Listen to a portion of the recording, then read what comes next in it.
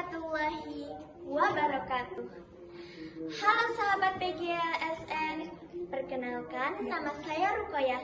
Saya dari sekolah SMP IT Khairul Ummah dengan guru pendamping Ustadz Novi Ardiansyah. Salam literasi, ayo membaca. Saya akan membawakan sebuah dongeng dengan judul Legenda Pohon Enau. Ayo kita ikuti dongengnya. Legenda Pohon Enau. Cerita rakyat dari Tanah Rejang. Dahulu kala, di desa terpencil, hiduplah 7 orang bersaudara. 7 orang bersaudara ini sudah tidak memiliki ayah dan ibu semenjak si bungsu lahir. 7 bersaudara ini terdiri dari 6 orang laki-laki dan seorang perempuan. Si bungsu adalah yang perempuan yang bernama Putri Sedaro Putih. Mereka hidup sebagai petani dengan menggarap sebidang tanah di tepi hutan. Putri Sedaro Putih sangat disayangi oleh ke-6 kakaknya. Putri Sedaro Putih selalu dilindungi dari segala macam mara bahaya. Seluruh kebutuhannya selalu mereka usahakan terpenuhi dengan usaha sekuat tenaga. Pada suatu malam, saat Putri Sedaro Putih sedang tidur, ia bermimpi aneh. Ia didatangi oleh seorang laki-laki tua sambil berkata,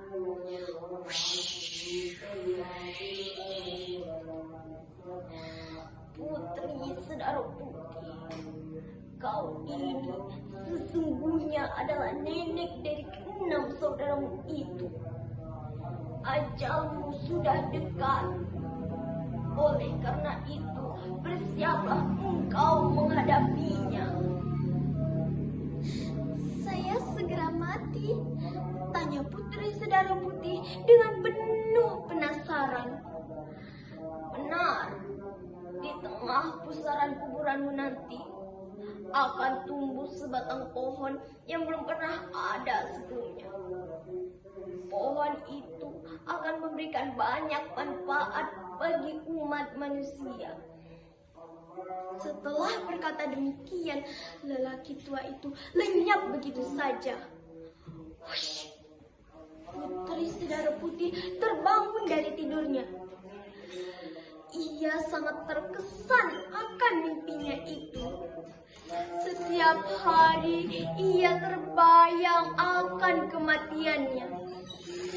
Dengan menangis terseduh-seduh, Putri Sedaro Putih menceritakan semua mimpi yang dialaminya kepada kakak-kakaknya beberapa waktu yang lalu.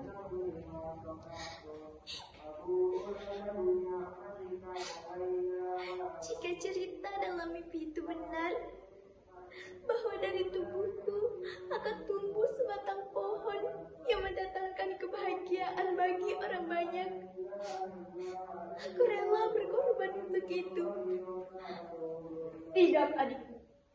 Jangan secepat itu kau tinggalkan kami. Kita akan hidup bersama sampai kita memperoleh keturunan masing-masing sebagai penyambung generasi kita. Lupakanlah mimpi itu. Bukankah mimpi hanya sebagai hiasan tidur bagi semua orang? Kata kakak sulung berusaha menghibur adiknya. Hari-hari pun berlalu tanpa terasa. Putri Sedaro Putih telah melupakan mimpinya. Ia telah kembali menjadi gadis pria yang senang bekerja di ladang.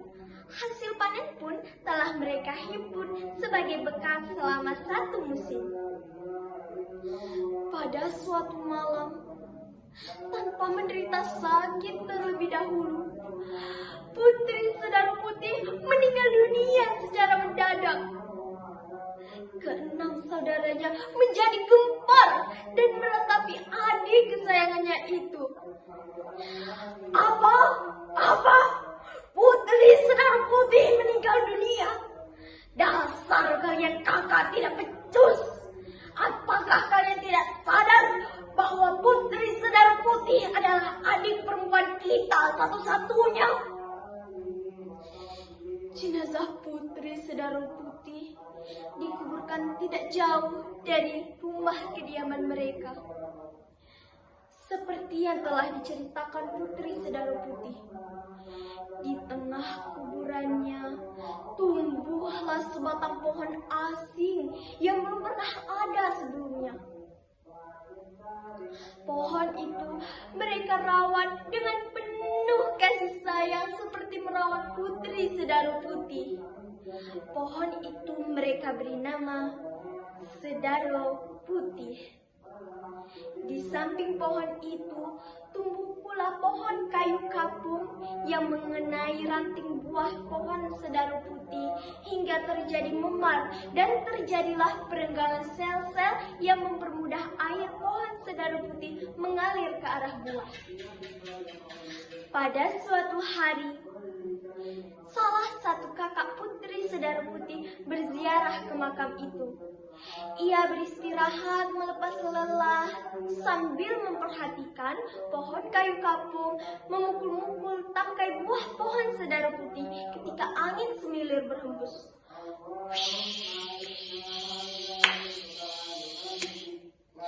Pada saat itu, datanglah seekor tupai menghampiri ranting buah pohon Sedaro Putih. Ia menggigit ranting buah itu sampai buahnya terlepas.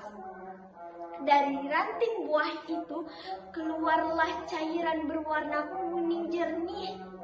Cairan itu dijilati oleh si tupai sepuas-puasnya.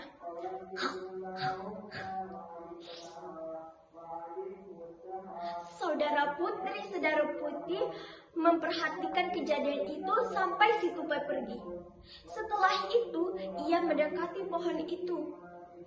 Air yang menetes dari tangkai buah pohon Sedaro Putih ditampungnya dengan telapak tangan dan dijilatnya untuk mengetahui rasa dari air tangkai buah pohon Sedaro Putih itu.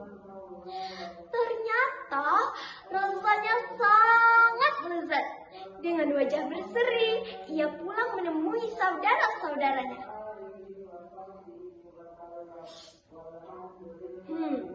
Lezat. Akan kuberitahu saudara-saudara yang lain. Seluruh peristiwa yang dialaminya, ia ceritakan kepada saudara-saudaranya. Ternyata cerita itu sangat menarik perhatian mereka. Mereka pun sepakat untuk menyadap air tangkai buah pohon Sedaro Putih. Tangkai buah itu mereka potong dan air yang keluar dari tangkai buah mereka tampung dengan tabung seruas bambu yang disebut tikoa. Setelah satu malam, tikoa itu hampir penuh. Perolehan pertama itu mereka nikmati bersama sambil berbincang bagaimana cara untuk memperbanyak air sedapan. Mereka pun sepakat untuk menyadap air tangkai buah pohon Sedaro Putih yang lain. Agar pekerjaan ini tidak gagal, mereka melakukan rentetan kejadian yang dialami oleh saudara Putri Sedaro Putih ketika berziarah ke kubur. Semenjak itu, perolehan mereka semakin hari semakin banyak. Tetapi muncul satu masalah. Air sedapan akan terasa masam jika disimpan terlalu lama. Oleh karena itu, mereka sepakat untuk melakukan percobaan dengan memasak air sedapan sampai mengental. Air yang kental itu mereka bekukan hingga keras membeku. Nah, inilah yang disebut gula merah, yang sering dijadikan bahan pembuatan makanan dan minuman oleh banyak orang. Semenjak peristiwa itu, pohon Sedaro Putih dinamakan pohon enau atau aren. Hikmah apa yang dapat kita petik dari cerita legenda pohon enau? Hikmah yang dapat kita petik yaitu selalu ikhlas menerima takdir kuasa ilahi, bermanfaat bagi orang sekitar, harus cermat dan teliti dalam mengelola sesuatu, dan saling mengasihi, menyayangi saudara-saudara kita. Semoga cerita ini membantu kamu terkait hikmah yang dipetik dan menambah luas pengetahuanmu. Terima kasih telah menonton. Mohon dukungannya dengan cara like, comment, subscribe, and share ke teman-teman kalian. Salam literasi, ayo membaca. Wassalamualaikum warahmatullahi wabarakatuh.